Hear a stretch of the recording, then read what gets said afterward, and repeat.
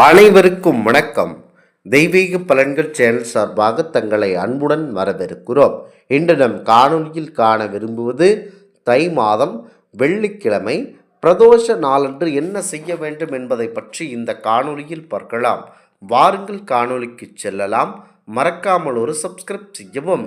அனைத்து விதமான தோஷங்களையும் நீக்கி, முக்கியமாக அனைத்து தோஷங்களையும் நீக்கி சந்தோஷத்தை தரக்கூடிய காலம்தான் பிரதோஷ காலமாகும்.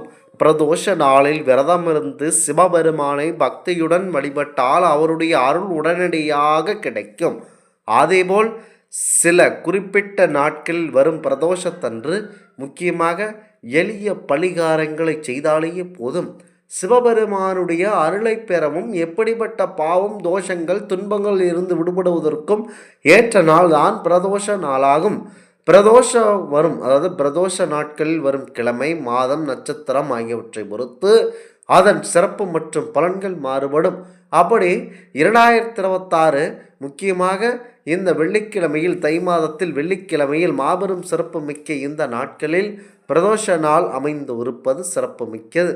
முக்கியமாக சுக்கிர பிரதோஷமாக அமைந்திருக்கிறது. வெள்ளிக்கிழமை வரும் பிரதோஷம் சுக்கிர பிரதோஷம் என்று அழைக்கப்படுகிறது. சிவபெருமானுக்கு மிக உகந்த திருநாளில் விரதமிருந்து வழிபடுவது இரட்டிப்பு பலன்களை தரும். இது செல்வம், மகிழ்ச்சி மற்றும் திருமணம், வாழ்வில் நிலவும் பிரச்சனையில் நீக்கக்கூடியது. இந்த நாளில் சிவபெருமானுடன் அன்னை பார்வதியும் சேர்த்து வழிபடுவது நற்பலன்களை தரும்.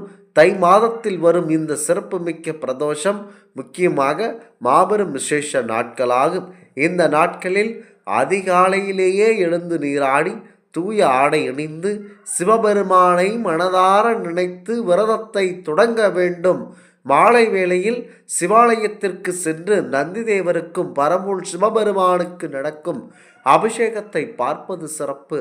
பால், தயிர், தேன், நெய் மற்றும் சர்க்கரை ஆகிய பஞ்சாமிர்தங்களால் சிவலிங்கத்திற்கு அபிஷேகம் செய்வது நல்லது.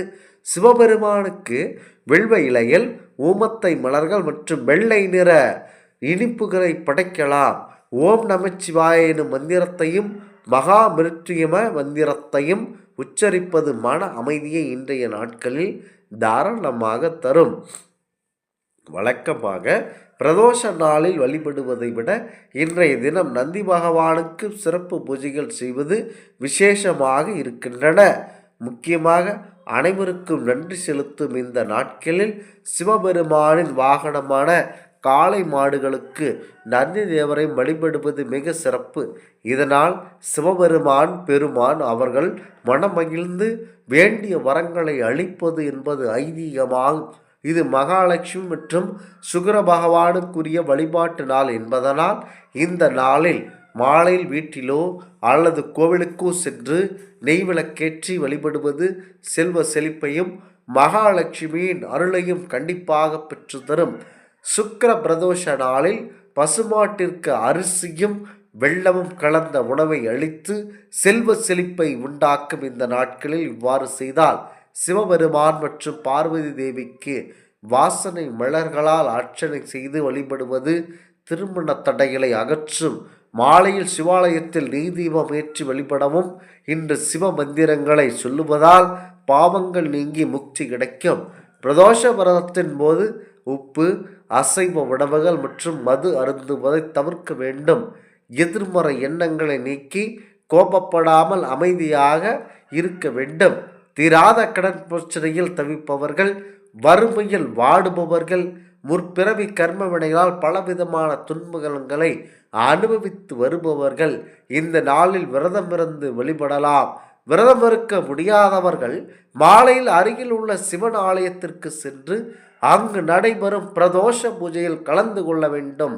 பிரதோஷ வேளையில் அபிஷேகத்திற்கு தேவையான பொருட்களை வாங்கி கொடுத்து சிவபெருமானுடைய அருளை பெற உங்களுக்கு ஒரு அற்புதம் நிறைந்த நாள்தான் இந்த பிரதோஷ நாளாகும்.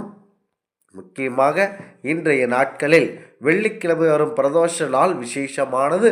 சுக்கிர திசை நடப்பவர்கள், சுக்கிரனை லக்னாதிபதியாக கொண்டவர்கள் அனைவரும் மனதார நினைத்து கொண்டு வழிபாடு செய்ய வேண்டும். முக்கியமாக நந்திதேவருக்கு 16 வகையான அபிஷேகங்கள் இன்றைய நாட்கள் நடைபெறும். சிவலிங்க திருமேனிக்கு அபிஷேக ஆராதனைகள் நடைபெறும். சிவபெருமான் அலங்கார பிரியன், சிவபெருமான் அபிஷேக பிரியன். ஆகவே லிங்கமே வடிவென கொண்டு காட்சி தரும் சிவபெருமானுக்கு அபிஷேகங்கள் குளிர குளிர செய்விப்பது நல்லதாகும். இன்றைய வெள்ளிக்கிழமையில் முக்கியமாக வெள்ளிக்கிழமை பிரதோஷ நாட்களில் விசேஷம். சுக்கிரதிசை நடப்பவர்கள், சுக்கிரனை லக்னாதிபதியாக கொண்டவர்கள் வெள்ளிக்கிழமை என்று வரும் பிரதோஷத்திற்கு சென்று சிவனாருக்கு நடக்கும் பூஜைகளை தரிசிக்க வேண்டும். இதனால் உறவுகள் பலப்படும், சகல ஐஸ்வர்யங்களும் கிட்டும், சுக்கிர யோகம் கிடைக்கும் என்பது நம்பிக்கையாகவே இன்றளவும் பார்க்கப்பட்டு வருகின்றன. குறிப்பாக சிவபெருமான் என்றால் அது பிரதோஷம், பிரதோஷம் என்றால் அது சிவபெருமானாகும். சிறப்புமிக்க இந்த மாதங்களில் வரும் இந்த பிரதோஷ விரதத்தில் முக்கியத்துவம் சிவபெருமான். தை மாத பிரதோஷத்தன்று இந்த நாட்களில் விரதமிருந்து சிவபெருமானுடைய ஆலயத்திற்கு சென்று சிவ தரிசனம் செய்துவிட்டால் நமக்கு அனைத்தும் நல்லபடியாக நடைபெறுமாகும். சிவனாருக்கு உகந்த இந்த தினத்தில் முக்கியமாக பிரதோஷ வேளையில் சிவபெருமானை வழிபட்டால் ஈசனுடைய பரிபூர்ண அருள் கிடைக்கும். பிரதோஷ வழிபாட்டை தொடர்ந்து வந்தால் மறுமையில் பலன் கிடைக்கும். பிரதோஷ காலத்தில் விரதம் இருந்து முக்கியமாக சிவாலயம் சென்று பூஜையில் கலந்து கொண்டு சிவபெருமானை வழிபட்டால் நினைத்த காரியங்கள் கண்டிப்பாக நிறைவேறும் என்பது ஐதீகமாகும். பிரதான தோஷங்களை நீக்குவது பிரதோஷ வழிபாட்டின் முக்கிய சிறப்பு. யார் ஒருவரது ஜாதகத்தை எடுத்துக்கொண்டாலும் அதில் குறைந்தது 4 தோஷங்களாவது இருக்கும். எத்தனை தோஷங்கள் இருந்தாலும் பிரதோஷ தினத்தில் சிவபெருமானை வழிபடுவதன் மூலம் பயன் பெறலாம். தை மாத பிரதோஷ தினமான இன்று விரதமிருந்து மாலையில் சிவபெருமான் ஆலயத்திற்கு சென்று நெய் தீபம் ஏற்றி சிவனாரை வழிபாடு செய்தால் அனைத்து பாவங்களும் போகுமாகும்.